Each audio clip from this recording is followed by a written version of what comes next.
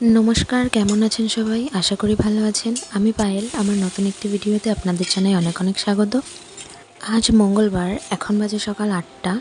আর আজ আরও একটা বিশেষ দিন, আমার ভাইয়ের জন্মদিন। আর হ্যাঁ, আরও একটা কারণে কিন্তু আজকের এই আয়োজন। আমার ছোট পিসি শাশুড়িমার ছেলেমেয়ে এসেছে, মানে আমার ননদিনী আর দেওর। তো ওদেরকেই আজকে আমাদের বাড়িতে নিমন্ত্রণ করেছি। তো সেই জন্যই আজকের আয়োজন। তো এই হচ্ছে আমার ননদিনী। আর এদিকে বাবা সকালে ইলিশ মাছ আর কিছু ছোট মাছ নিয়ে এসেছে, সেগুলোই মা এখন কেটে ধুয়ে পরিষ্কার করে দিচ্ছে। আর আমি এদিকে ওদের সকালবেলা ডিম আর ডাল দিয়েই খেতে দেবো। রান্নাবান্না সব দুপুরে হবে। সকাল সকাল মা ভাত আর ডালটা বসিয়ে দিয়েছে। আমি কিন্তু রান্নাঘরে শুধু খুন্তিটাই নাড়ি, আর বাকি সব কৃতিত্বই আমার শাশুড়ি মার। সবজি বা মাছ যাই হোক না কেন সব কিছুই মা কেটে ধুয়ে পরিষ্কার করে দেয়, আর আমি শুধু রান্নাটাই করি। তো এই যে ওদের দুজনকে খেতে দিয়েছি, আর এদিকে মা মাছগুলোকে আর সবজি কেটে দিচ্ছে। আর এখন ভাবলাম আজকে একটু পোলাও বানাবো, যেহেতু ভাই ভালোবাসে খেতে, তাই এখন পোলাওয়ের জন্য একটু চাল ধুয়ে রাখছি। এদিকে বাবা পাশের বাজারটা থেকেই মাছগুলো এনে দিয়ে গেছে বড় বাজারে মাংস আনার জন্য। আর তাই ভাবলাম যে সব কিছু গুছিয়ে রাখি, এলে যাতে তাড়াতাড়ি করে রান্নাটা বসিয়ে দিতে পারি। তো এই যে মা বাইরে সব সবজি কাটছে, আর আমি এদিকে ভাবলাম যে আলুগুলো কেটে নিই। আর তো চলুন আজ রান্না করতে করতে কিছু কথা আপনাদের সঙ্গে শেয়ার করি। আজ আমার ভাইয়ের জন্মদিন পালন করছি, কিন্তু ওর জন্মদিনটা আজকে না, ছিল গতকাল, মানে সোমবার। সেপ্টেম্বরের 2 তারিখে ছিল আমার ভাইয়ের জন্মদিন। আর আমার বাবা 2021 সালের সেপ্টেম্বরের 2 তারিখে মারা গেছেন। ও যেহেতু অনেক ছোট, তো ছোটদের মনে জন্মদিনটা নিয়ে যতটা আনন্দ থাকে, ওর মনে কিন্তু তার থেকে অনেক বেশি কষ্টই হয়। ওই দিনটা সবাই যতটা আনন্দের সাথে পালন করে, আর ওই দিনটা ওকে চোখের জল ফেলে কাটাতে হয়। এই 3টে বছর ধরে কখনোই ওর জন্মদিন আমরা ওই দিন পালন করিনি। আর সত্যি বলতে গেলে বাবা মারা যাওয়ার পর থেকে ওর জন্মদিনটা সেইভাবে পালনও করা হয়নি। ওই পরের দিন শুধু হয়তো একটা কেক এনে কাটিয়েছি আর কিছু রান্নাবান্না করে দিয়েছি। শুধু ও ছোট বলে যে ওর মনে জন্মদিন নিয়ে একটা এক্সাইটমেন্ট, সেটা না। দেখবেন প্রত্যেকটা মানুষেরই তার জন্মদিনটা নিয়ে কিন্তু একটা আলাদাই আনন্দ থাকে মনে। মা, দিদা, দাদু বা বাবা যারই জন্মদিন করবেন, দেখবেন সে ভীষণ খুশি হয়। তো প্রত্যেকটা মানুষের কাছেই এটা একটা স্পেশাল দিন। প্রত্যেকটা মানুষই তার জন্মদিন কথাটা শুনলে একটু বেশি খুশি হয় অন্যান্য দিনগুলোর তুলনায়। এদিকে কথা বলতে বলতে কিন্তু আমার চাটনিটা রান্না করা হয়ে গেছে। আর মা কচু শাক খেতে ভালোবাসে বলে কাকিমা রান্না করেছিল, সেটাই এখন দিতে এসেছে। আর বিয়ের আগে ভেবেছিলাম যে বিয়ে করে না জানি কত কষ্ট হবে, সব কিছু বোধহয় নিজেকে একাই করতে হবে, কিন্তু এখানে এসে বুঝতে পারছি যে সেটা একদমই না। যেহেতু আমাদের বাড়িতে আমরা মোট 4 জন, তাই অনেক কিছু রান্নাবান্না হলে বা অনেকের জন্য রান্নাবান্না হলে আমরা কিন্তু সবাই মিলেই কাজে লেগে পড়ি। এমন না যে নিজেকেই সব কিছু করতে হয়। আর আমার শ্বশুরমশাই, তার কথা আর কি বলবো। তখন মায়ের শরীর খারাপ থাকে আর বাবা দেখে যে আমার কষ্ট হচ্ছে রান্না করতে, তখন কিন্তু বাবা আমাকে সবজিটা পর্যন্ত কেটে দেয়। এটা ভেবে খুব ভালো লাগে যে আমি পরের বাড়ি থেকে এসেছি বলে তারা আমাকে বৌমা চোখে দেখে না, তাদের কাছে আমি মেয়ের মতো। তারা এটা ভাবে যে এত রান্না আমি কি করে একা করব, এত কিছু কি করে একা হাতে সামলাবো। মায়ের শরীর খারাপ থাকলেও যদি শুয়ে থাকে, তারপরেও কিন্তু বারবার উঠে এসে দেখে যে আমি কি করছি, পারছি কি না করতে।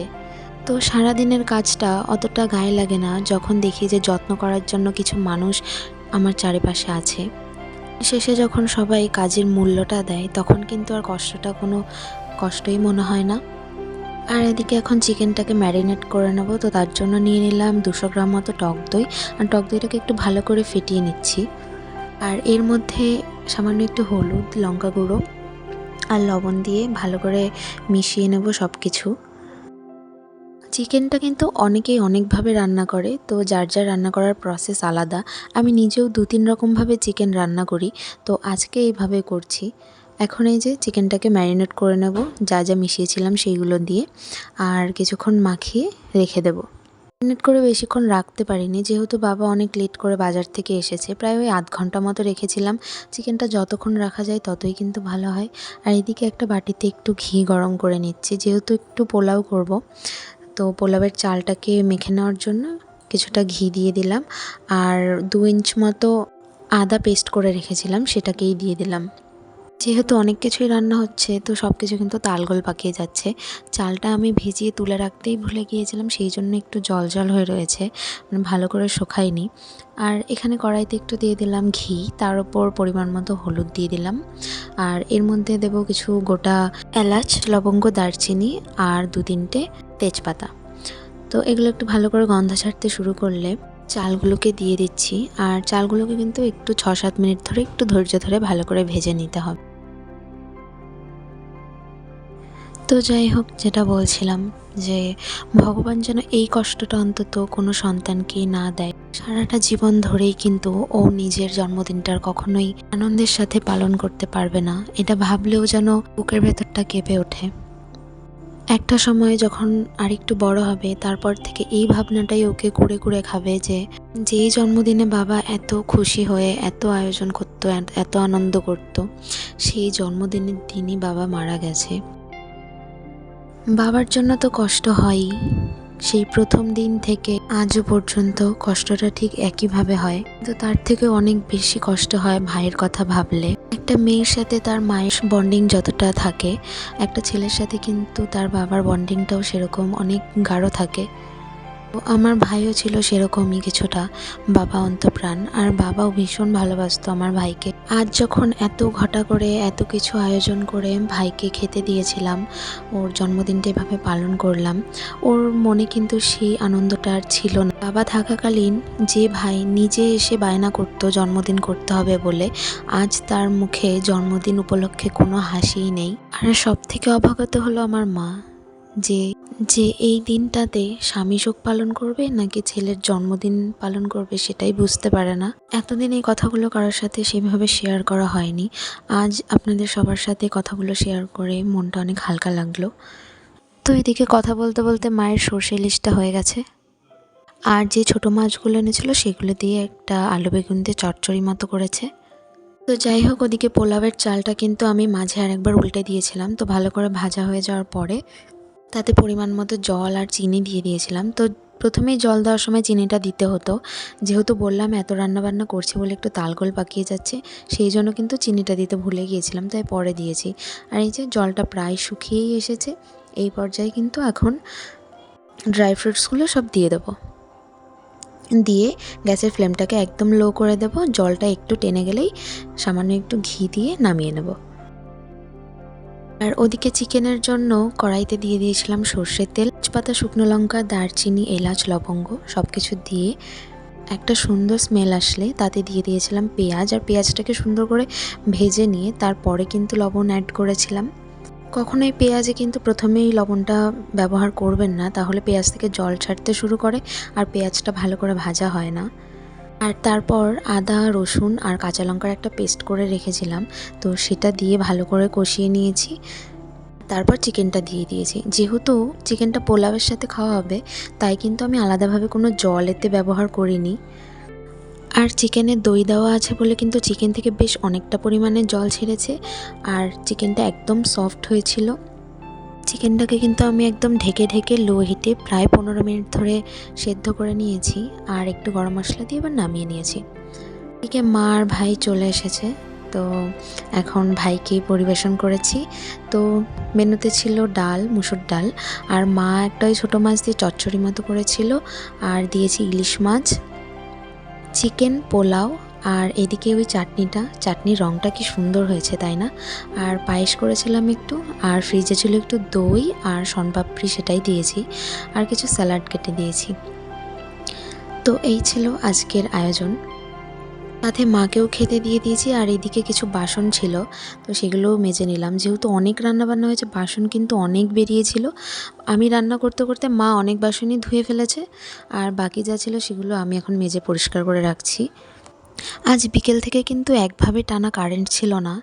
এই প্রচণ্ড গরমে কাজকর্ম শেষে ফ্যানের নিচে গিয়ে যে একটু বসবো, তার আর উপায় নেই।